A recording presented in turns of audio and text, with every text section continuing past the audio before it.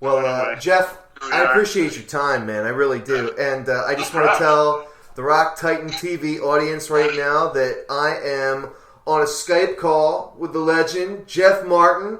You guys know him from Racer X, but now we're going to be talking about his new project, Blasted to Static. Yeah, Blasted to Static. Here, let's drink to that. Yep. Like awesome. A rock star, man. Like a rock star. Yeah, See, yeah. Now, I had time to go get my drink, but I didn't do it, you know? Go ahead. Yeah, it's all good. We got all sorts of props around here. Now that I'm in this room, here's another good one. Woo! Yeah, dude, all right. So, yeah, I didn't want to read too much into it. But, so the Racer X, man, that's a little... little Mach whatever, Go Speed Racer Go action. Yeah, the Mach 5. Yeah, the Mach 5. Yeah, it's funny how we get names for bands and stuff. You know, I remember we were doing the first Racer X album, and we were walking down the street from John Eldoretti's house, and Paul, who's into, he's always been into Japanese stuff anyway. The cheesier, the better. And he brought up, hey, how about calling the band Racer X after that crazy brother of, Speed Racer? And I go, yeah, you're fast. and the thing is that band, when it was so hilarious to play live with everybody because everybody was such good musicians. Yeah. And we kind of tongue-in-cheek we had this kind of comedy thing going on, where we didn't want to make it look hard, even though it was hard, and it really came off. So having a name like Racer X was always kind of cool in that tongue-in-cheek kind of comedy thing. But the music is just kicking ass. Sure. So and getting back to Blasted to Static, which we should be talking about. The way I got that name is I was telling my daughter who was going to college for photojournalism. She's going to be working for DC Records. Nice. So she's going to be doing all your future interviews? It's always like Old Man of the Sea. Dad, tell me another rock and roll story. Something with Priest when I was hanging out in the 80s with Priest and I was in Surgical Steel. And I said, okay, I'm going way back. I'm 11 or 12 years old, and I got a paper route.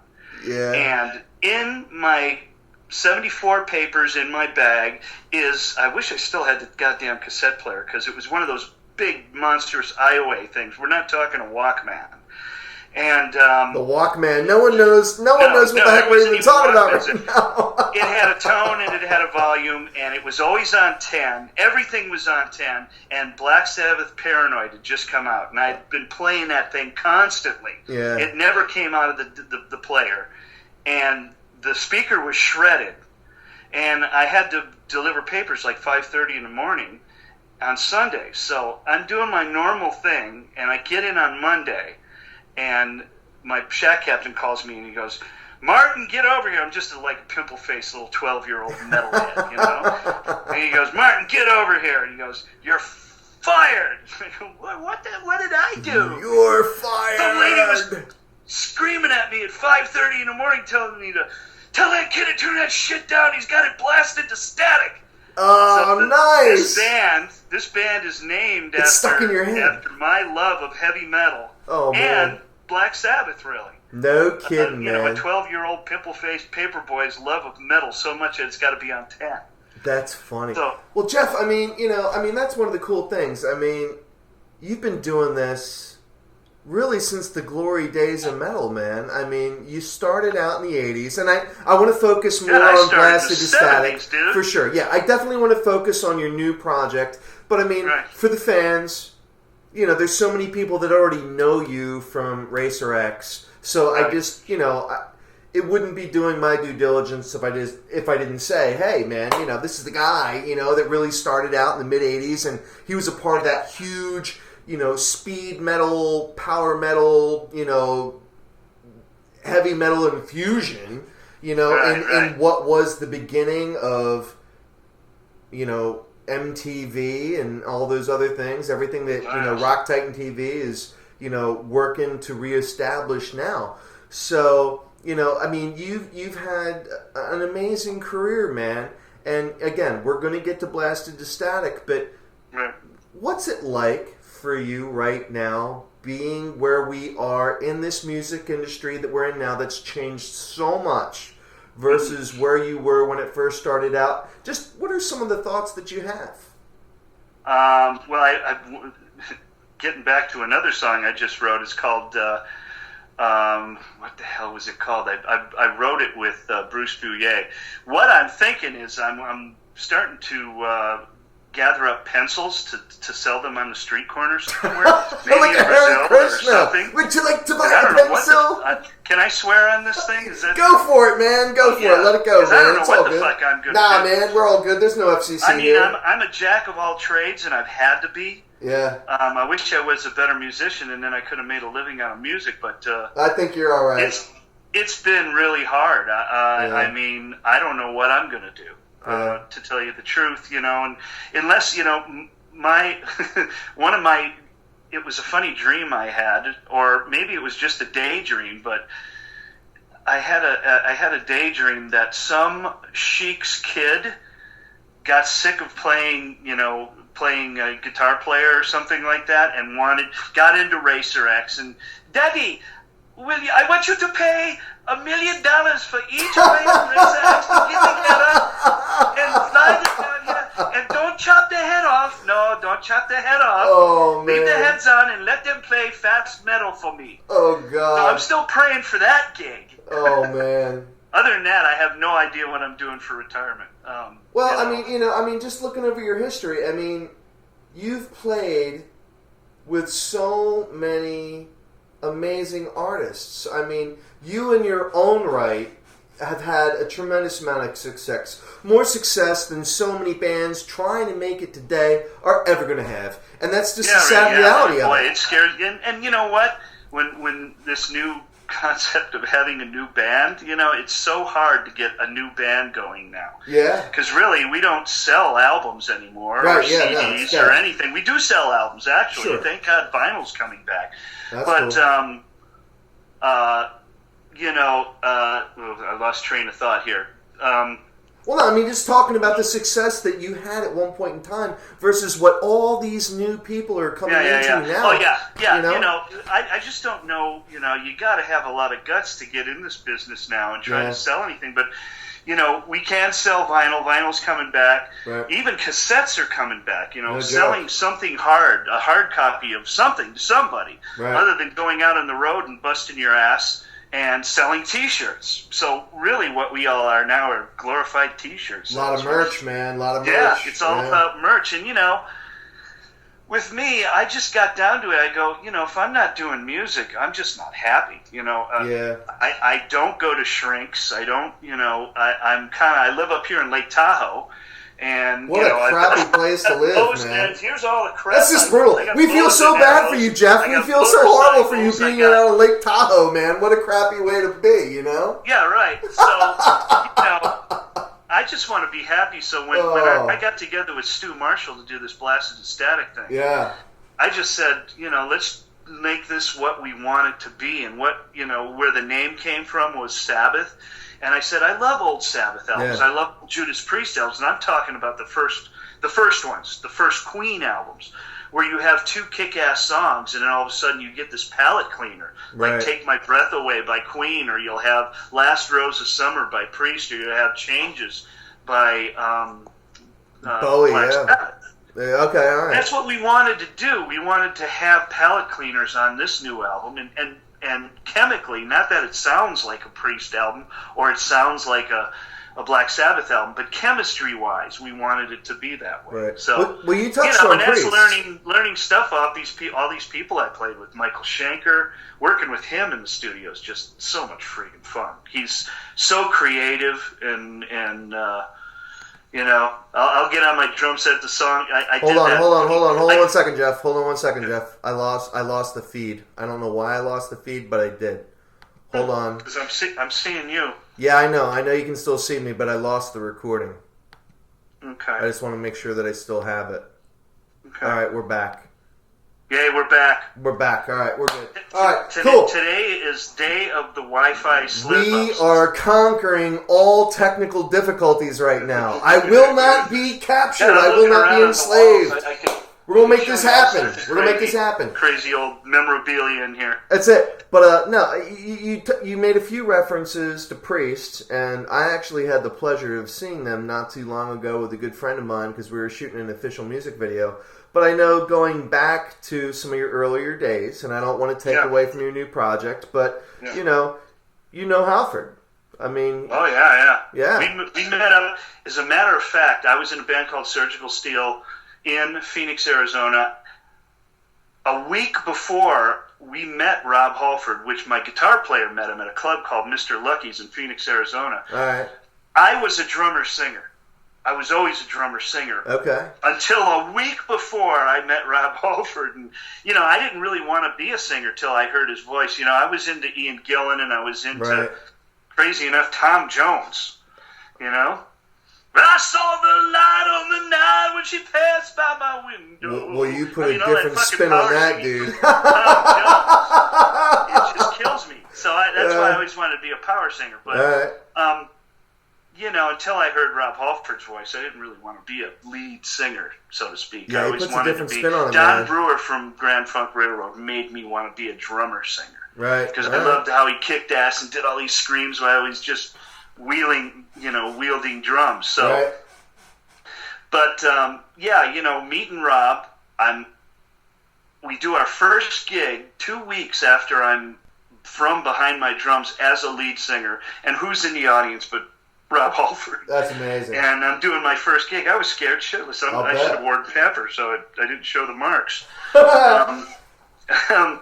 But, and we hit it off. He saw that Surgical Steel was kind of a Priest's clone-y band. We had 2 guitar players. And we were really digging in on trying to get in on the chick thing because the girls in Phoenix, Arizona, it was 10-1. I remember something coming out in the Phoenix Sun saying... as it looks now, between 18 and 23 years old, girls to guys are 10-1. So I was a lead singer in Phoenix, Arizona with 10-1. And I said, fuck yeah, I'm going to be a lead singer and get out from behind the drums. There you go. So it was years of hanging out with Rob. Every gig we had, if he wasn't touring, he'd come up and sing with us. He'd do the last 5 or 6 songs. Oh my God. And, he came in and we did. He sang on a couple of our tracks in Surgical Steel. One called "Smooth and Fast," and another was "To the Bitter End." He did background vocals and just shit like that, And we'd be getting drunk together and stuff in his vet and just singing our ass off to the stereo with Rob Halford, for Christ's sake. Oh my God! I had to pinch myself half the time. Wow, that's awesome. Well, let's get into Blasted to Static, man, because You've done the Sunset Strip. You've been there. I mean, you've had more success than so many bands coming out today will ever have. But here you are today, like you just referenced not too long ago. You're kind of starting out all over again. You've got a reputation. Yeah. You've been there, done that. But now you're starting a whole new brand, a whole new project. And I don't expect to make a whole crap load of money from this, but that would be nice. You never know. It's just another chip on the roulette wheel of life. But you love it. Yeah, but really, like I said, when me and Stu talked about doing this thing, we wanted to come from where we came from. And I'm a lot older than Stu, but he's still, even though he's a huge Racer X fan, he's a huge Black Sabbath fan as well, and Queen, all the stuff that we're trying to go to. Right. So, before you drive the nails into my box with a hammer, and that's what that song is about, the hammer. It's about getting older, looking in the mirror every day and just going, dude, what the hell happened to you, overnight? Yeah, no, you're and doing another all right, pain man. comes up. You're That's just right. another nail in your coffin being driven by the hammer. There you but, go. We just wanted to be honest about this thing, and if something good comes from it, then great. And we said right off the bat that we're making this a band. This is not a project. So right. We're already working on more songs for the next album. I mean, it's cool. We did two videos already. Nice. One for the Hammer and one for Suicide King, which is an ode to all the the race guy. As you can see, I'm Motorman. I've got all these trophies from either racing, crashing, or showing motorcycles. And you know, that's an ode to the guys of Isle of Man, who are the Suicide Kings. They're just absolutely nuts when you see what they do. And then, of course, the Hammer, as I said, is about just getting older, and not whoever says you get better as you get older can suck my cock. Pretty much. Well, I'm telling you right now, bullshit. I think the guy made that up so we just don't become lemmings. Yeah. And just start jumping off a cliff somewhere. It's going to get worse tomorrow. I'm out of here. Well, just do me a favor. Make sure we get those official music videos so that we can get them out there in rotation and whatnot. Yeah, we got to get them out of YouTube land, man. We got to get them to where everyone's going to be able to watch them like it's just regular television entertainment. You know, that's what it needs to be. I'm about to do another one, which is called Lovesick Blue. Nice. And I've got these unbelievable, beautiful little girls who are like the top dancers in the country right now. Oh yeah. And I'm going to just over the mountain here on the east shore. Over the east shore is Virginia City. Okay. Where the biggest gold strike or not gold strike, but silver strike was the Comstock lode. Right. And a good friend of mine, Barry Fox, who's a really good bass player himself, he's the manager of the Washoe Club, which, if you watch any of those goofy Ghostbusters shows, the ghost guys, the one guy, are you there? With the hair that sticks out. Hello, he's always doing that shit. So I'm shooting in that haunted. It's like the most haunted place in the United States, and we're going to shoot within the confines of that place and all this old stuff. There's a room that we're going to be shooting in that in the winter it would get so cold that the ground was too hard to bury anybody. Wow. So, and this was a mining place, so a lot of guys died. Guys died all the time. Wow. They were sent down in the mines with a block of ice because it doesn't get colder. It gets hotter down there. Well, we have to stay in touch. So that block of ice would just keep them alive. So, long story short, they would die from consumption or whatever. Okay. In winter, they couldn't dig in the ground, so in this room where we're going to be shooting, they stacked them like cordwood. Oh, man. And it's this weird, thin little rock room where they just would stack them up. And he said they had 50 or 60 at the end of a winter sometimes of dead guys. God. Well, we got to stay in touch, because one of the things that I'm doing, other than all the music television stuff, we got a reality show that's a ghost hunter show called Singing with Spirits, where we have musicians like yourself come onto our ghost hunting adventure and sing these spirits instead of just doing like the regular old stuff. We have artists actually singing, trying to get that. Invoking the response from the other side. So this that would who be knows? awesome. That could be finally. I've been praying to my parents, who are both gone now, and I said, "Hey, push some ghosts down through this video, will you?" Do it. Whether or not they want to see me, they'll want to see a real ghost for once, instead of like a sparkly or a moth going across the goddamn. Oh my God! So let me ask you. I mean, obviously, in the beginning of your music career, you did a lot of work out on the Sunset Strip, and what better place to be able to perform on a regular basis? Now you're talking about being out there in Tahoe. Do you have a whole lot going on, like in the Reno region? What's that like? Tomorrow I am going to be playing with the band that is Alcatraz's backing band. Okay. Howie Simon, guitar player. Nice. You know him. Yeah. He's playing. I forget the name of the band, but they're kind of like the Fallen Angels or something like that. I'm sorry, Howie. I should look at this stuff. But he called me like a half a month ago or so, and just said, "Hey, we're coming to Reno. We're playing at the Rock Bar Theater. Can you do a couple Racer X songs and then get up and play some drums on these songs?" So I'm going up tomorrow, and I'm going to jam with those guys. So very cool. Yeah. Very cool. And then I have a band here called Fortress, which we do all Priest, we do all Old Maiden, okay. we do Sabbath. Oh my God.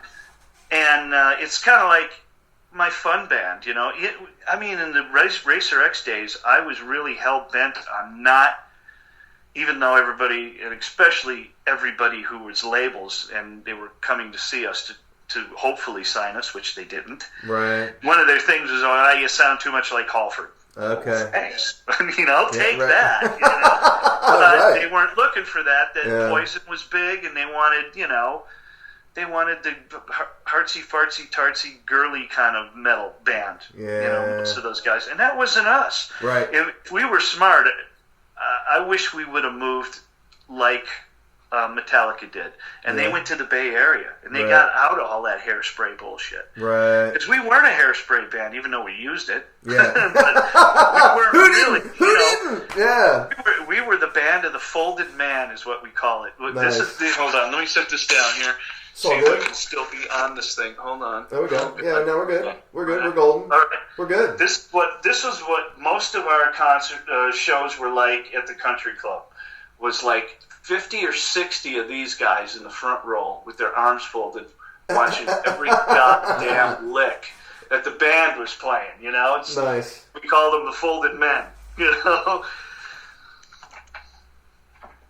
So that's cool. Am I still there? Yeah. No, we're good, man. We're good. So anyway, Blasted to Static. Here's man. one for you right here. This is from the Superheroes album. Oh, look at you, man.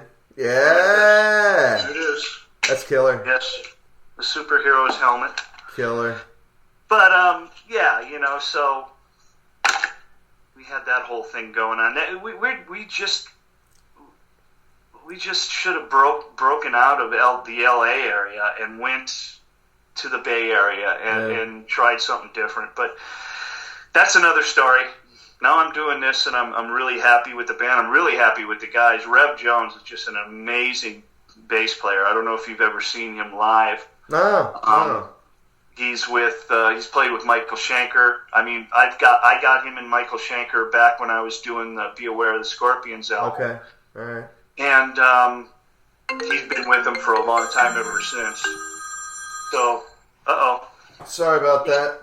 All right. So, he's like Billy Sheehan on steroids, but he's got all this other stuff that he does because he plays war guitar a lot, and he's just a whirling dervish on stage. So when Stu and I wrote all the songs and Stu did the bass, he laid bass down for the tracks. We sent everything to Rev to put his bass tracks on. He took everything from here to here. Wow. He's like having a rhythm player and a bass player at the same time, and an exploding clown with exploding shoes. He's just like so fun to watch on stage. Who says bass players don't matter, man? They always get such a bad rap. Who? Bass players, man, they always get such a bad rap in the band, man. They get picked on, he's a different kind of bass player. No, I love him, man. Some of his stuff. Love my bass guys. He's been playing with Leslie West for a long time. He got me on board with playing with him with a few things, and nice. there's a rock star to me. Yeah. I mean, that's where I really came from when I heard, Mississippi Queen and all that stuff. Oh, yeah. That changed me, So, but, like I said, we're working on more songs now. I've got this other video going in. It's just hard. We're trying to get a tour right now so we can push this a little bit, but until they see what our numbers are for what we sell, we can't get any backing. So we're just trying to get that financial backing. I have one thing that I'm really good friends with Russ Parrish he's Satchel of Steel Panther. All right. And he said that he's going to take us out on some leg of their tour somewhere. That's huge. We're praying for something, because let alone that'll just be so much fun. Yeah, no, definitely. To hang out with him, because we've been friends forever. Well, it's interesting that you bring that up, though, because it's like, you talk about record sales, and at one point in time, that had to be the barometer. That's how, I guess, labels measured success of the bands that they'd ultimately sign. But nowadays, it's not the same game. It's not the same. So it's like you need to tour. Everyone's touring. Yeah. I mean, being a touring band, that's where it's at. And it's not so much of how many records are you selling, how packed is the venue, that you're playing in, and they look at all that stuff now. I mean, even they'll look at YouTube stuff and see how many times people have watched your video. Really? Has it gone from 200 to 6,000 in a week, or whatever? And then, or like some of the Racer X ones are over 2 million. Yeah, right. Yeah, I still can't get arrested. No, that's amazing. But so what's it like now? I mean, you're starting out in a new project, in a new era. I don't want to call it project, a band. You said this is not a project, it's a band. That's what we are trying our best to make this a band. Now, obviously, we got to get out to play out in front of people for it to be a band. You know? And just to make life harder on myself, I picked 2 guys, and I didn't really pick them. I got hooked up with Stu Marshall, who's a guitar player for Death Dealer. Oh, yeah. I'm glad you brought up Death Dealer. Yeah, because, so Sean Peck. I'm friends with Sean Peck. He was doing some Skype lessons with Bruce Bouillet, and at that time, me and Bruce had an evil plan. Bruce gave me 35 songs on a CD, on 2 CDs. Uh-huh. And I wrote 25 of them. Some of them were only a minute long or whatever. Right. And I wrote 25 songs, went in the studio, edited it, put it all together, and our evil plan was to send a song a day to Paul Gilbert for a month till he broke. Nice.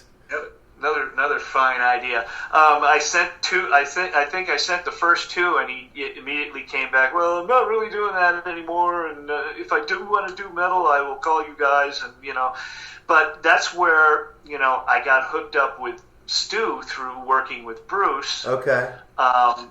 Through him getting lessons, and then Stu said, well, he does these albums called Empires of Eden, and he has like Udo and all these really great singers, his favorite singers, and he pays them some money, and he sends them a song or 2, and then they write their stuff to it, and then he puts them on the album. He's got 3 of them now. I'm on the 3rd one. Cool. So he wanted to get a hold of me for that, and he said, hey, I got 6 more songs. Let me send them to you. So by the time I was through 3 songs, I think I did the one for Empires of Eden, and then I did 2 more, and I just realized that, wow, this is what I've been looking for. Nice. Only because I love counterpoint stuff, and he does. I don't know if you listen to chamber music much, but when chamber music is playing, the cellos to the violins, they're never playing the same thing. They're often completely different tangents. Okay. And he can do that with double lead stuff, like the beginning. I don't know if you've listened to our album, but what sold me was the beginning of Repossession and Nothing. Okay. And if you listen to that intro, and he wanted to lose the intro, I said, that's what made me fall in love with you. Don't, Right. Don't cut your hair, nice. Sort of thing. Nice. Don't take the false tits out, okay? Leave them in. Dig it. So, I got on the phone with him, and I said, hey, dude, I'm hearing something that's a real thing, and I think we should go for a real album. And he agreed, too, when he heard what I sent back to him. So, and believe me, I get CDs all the time from really great guitar players. I won't say well-known ones, but, guys that are just wielding and stuff. But I never can connect to the writing. Right. Or that part of the song. And that's what I did with Stu. So it was just, and this has been decades of this stuff, Wow. I have done my own solo album, and I've sang on that. I've sang on some Priest albums. I've sang on did little bits and bobs on some people's albums, but really I always saw myself as the lead singer for Racer X, and I haven't really approached, going in with other bands. So this is really my first time doing that, so I figured better do it before you're gone. So what are the big things that Blasted to Static has going on right now? What are some of the big events that you have coming up? What are some of the things that you're working on? Where can people go to find out everything you're doing? Well, just go to blastedtostatic.com and you'll find out everything. And, we've got, the CD has been released and out for about a month or so, month and a half. All right. And we're with Metallopolis Records, which is a German company, and you do anything with Germans and it's going to come out, roses, because I'm a German too. But, they do all the details. And they're doing vinyl right now. The vinyl's in print. Cool. And the vinyl will have the CD in it too, because the album was just a touch too long for the last little guitar interlude. So we said, well, put the CD in there then for that last song. So they'll be able to get the vinyl with all that. And if you look at it, if you've seen the cover is my daughter. No kidding. The one with the baseball bat and all that stuff. That's her throughout the album. So nice. She's just an amazing metalhead. She's more metal than me. I think you can go online and find her. Genetics, man. It's all about the she's DNA. Diving off the stage into huge crowds and stuff. She's just she's a maniac. So that's got to freak you out, man. College, and now I think she'll find out how to make more money at it than I will, because one, she's not a musician. She's a fantastic writer and a photographer, and she's going to be working for this label, following their bands and doing that stuff. So nice. Nice. Very cool. Very cool. Well, Jeff, man, I appreciate your time, man. It's been such a pleasure. I'm glad we could finally hook up. Me too, man. But just knowing Benjamin was knocking down my door, going, "Jeff, what's up?" No, online no promo. Here it is. Online no promo. Got to give Ben some Wi-Fi. There's that. Look at how old that. There you go. Oh my God. Yeah, it's a relic. It's a relic. But no, Jeff, seriously, man. I mean, I've really been looking forward to talking to you. Your career has just been so amazing to follow, and just knowing that you're still in the game and you're working on some new things. You've got this new band that you're so passionate about. I'm really excited about bringing the audience into it and learning everything you have going on and checking you out. I've got 2 more albums coming out this year too. I've got an album with that just came out with Blind. I've done a whole bunch of blues albums. Okay. Because I'm a pretty good blues drummer. All right. Just because of Badlands and other things, I've always been into 70s drumming. Okay. Ian Pace and Mitch Mitchell and John Bonham and all that stuff.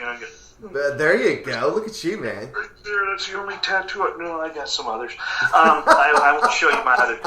But it's called Blindside Blues Band. And what the heck is it called?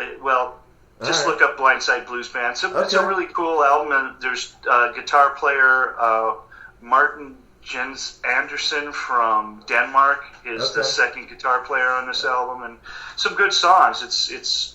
It's harder edge 70s blues rock. All right.